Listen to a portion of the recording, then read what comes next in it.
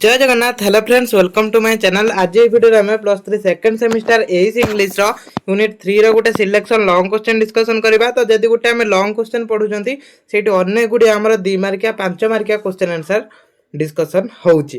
तो सेहिति पई class T बहुत इंपोर्टेंट होउची। लॉन्ग क्वेश्चन ऊपर गुरुत्व दियंतु आ लॉन्ग क्वेश्चन पढने ही 2 मार्किया 5 मार्किया करि परिबे। तो ऑल यूनिवर्सिटी पई एटा इंपोर्टेंट क्वेश्चन रहउची। जेमिति कि राजेंद्र यूनिवर्सिटी रो एग्जाम अछि तो सेमानकर भी अधिकांश लॉन्ग क्वेश्चन आसे 20 मार्किया 15 मार्किया भी आसे। तो सेमाने ए क्लास टी फुल अटेम्प्ट करंतु। ता सहित अन्य यूनिवर्सिटी माने अन्य यूनिवर्सिटी पिला माने जो मानकर एस इंग्लिश अछि तो कंपलसरी अछि आर्ट साइंस कॉमर्स पई समस्त ए क्लास टी करि परिबे।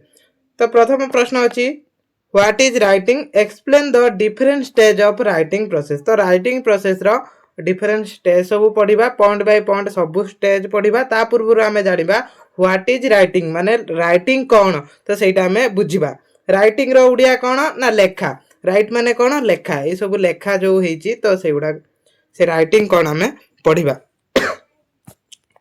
Writing is the process to express our ideas, thoughts, feeling and information through written words. तो राइटिंग प्रोसेस कौन? राइटिंग माने कौन? लेखा। तो लेखा हूँ गोटे प्रक्रिया जहाँ द्वारा आम कौन करती ना आमर आइडिया, थॉट्स आउ फीलिंग इनफॉरमेशन तो ये सब को कौन करती ना रिटेन वर्ड माध्यम प्रकाश करिथांती। तो यहाँ हूँ गोटे skill writing skill. Writing skill द्वारा आम कौन करिथांती ना आम भावना चिंताधारा ये सब को रिटेन वर्ड माध्यम प्रकाश करिथांती। It is an important skill of communication. तो कम्युनिकेशन में यहाँ गोटे गुरुत्वपूर्ण कौशल। कौ कौशलटा ना राइटिंग स्किलटा। राइटिंग स्किल हूँ गोटे इम्पोर्टेंट स्किल कौथिरे communication. We use writing in our daily life for writing letters, application, answers, message, essay, reports and many other things. तो ये कौन कही ना वी यूज राइटिंग। तो आम प्रत्येक दिन कौन करती ना किछि राइटिंग यूज करती। तो से सब कौन कौन ना कौन सी लेटर लिखती, एप्लीकेशन लिखती, आंसर लिखती, मेसेज लिखती, कौन सी एसे, रिपोर्ट। तो यही सब जगार आम राइटिंग स्किल को व्यवहार करें। आम डेली लाइफ रो कौन करती मन करा जाऊ जने सौदा ये डेली लाइफ कथा कही। तो मन करा जाऊ जने दैनंदिन सौदा आनीते जाऊँगी तो सी कौन करुच्ची से राइटिंग स्किल को व्यवहार करुच्ची। से सौदा चिठा करके नहीं जाऊँगी गोटे कागज। तो सहीटा भी है गोटे writing skill. Good writing should be clear, simple, meaningful and well organised. Good writing द्वारा कौन होता है ना आम जो शब्द सब लिखि था साधारण भाव में अर्थपूर्ण भाव में आम सहजरे बुझी पारती, पढ़ी पारती। Writing is not completed in our step, it follow different stage. तो राइटिंग गोटे स्टेप रे कंप्लीट हुए है एठी से कही writing is not complete in one step. तो गोटे स्टेप रो राइटिंग प्रोसेसटा कंप्लीट हो जाए।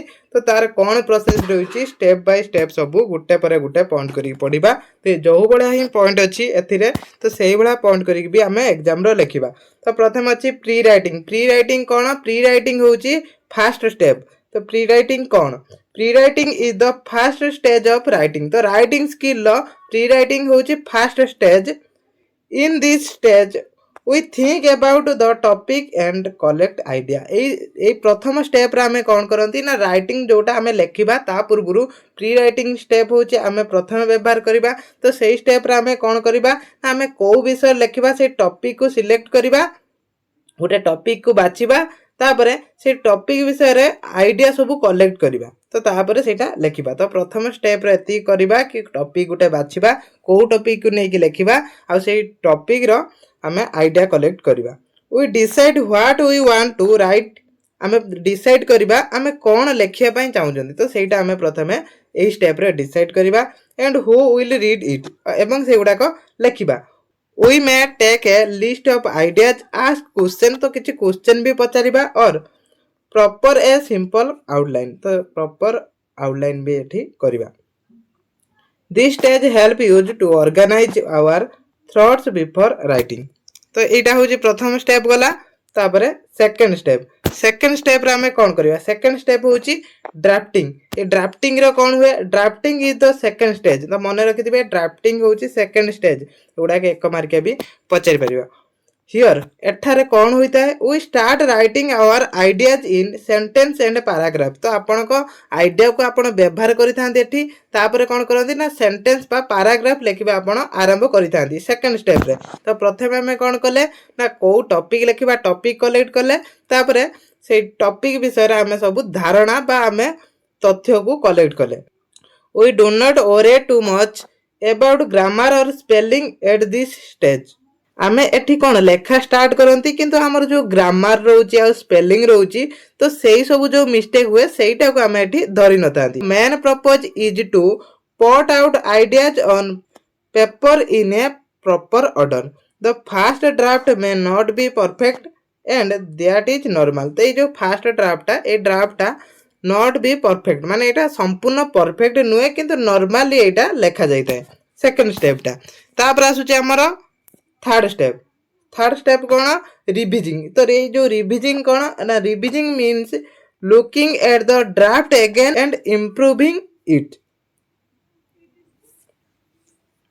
यही स्टेप रे हमें कौन करथांती ना से जोटा को हमें लिखि थांती ताको पुणे ताको रिविजन करथांती हैला एटा होची रिविजन स्टेप एठी कौन करथांती जोटा को लिखि थांती सेटा को आउ थरे सेटा कॉपी करिथांती बा ताको revision करिथांती we check whether our ideas are clear and properly arranged एठी कौन करती ना आमर जो आइडिया बा आम धारणा को आम क्लीयरली प्रॉपर्ली कौन करथांती ना arrange करथांती we may edit new ideas remove unnecessary point or changing some sentence तो एठी हमें कौन करथांती ना एठी हमें किछि नुआ धारणा जो ये जमी आम रिविजन कले तो कौन लिखी तो सहीटा को आम करेक्शन करवा आउ थे देखा तो से आमर किसी नुआ धारणा आसो से जो नुआ धारणा आसला आम जो गुड़ाक आमर अदरकारी पॉइंट तो ताको आम से रिमूव करवा से भी किसी चेंज करके नुआ सेंटेंस आम बसैबा जमीती कि आम कि गोटे नोट करूँ तो प्रथमे कौन आम पढ़ुं से नोटा पढ़ला बेले से भी किसी पॉइंट आम चेंज करती आउट भी किसी नुआ पॉइंट आम एड करती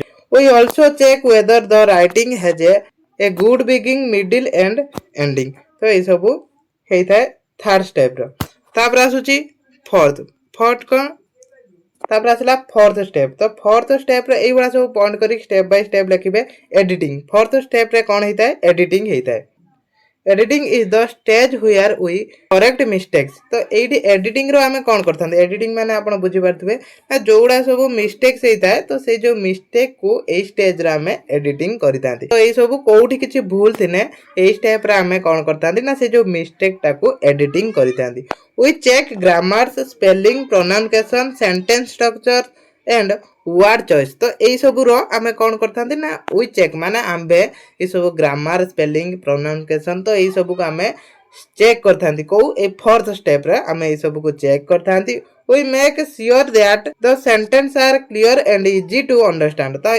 आम एडिटिंग कला परे से सेंटेंस टा कौन होता है ना क्लियर आउ इजीली अंडरस्टैंडिंग जमी बुझी होतबो तो से बड़ा आम एडिटिंग करिथांती editing make our writing more correct and effectively editing द्वारा कौन हुए आमर जो राइटिंग टा जोटा भी पैराग्राफ लिखिथिबा कोनोसी एप्लिकेशन लिखिथिबा जहां भी लिखिथिबा तो सेटा कौन हुए ना करेक्टली होता है और इफेक्टिव भी होता है तापर प्रूफ रीडिंग एटा हला पंचम step proof reading is the final checking stage तो यहाँ हूँ फाइनल स्टेप बा लास्ट स्टेप कोटा proof reading we carefully read the complete writing to find any small mistake that may have been missed during editing तो यहाँ हूँ final step है ये आम कौन करते ना आम केयरफुली यहाँ को पढ़ी था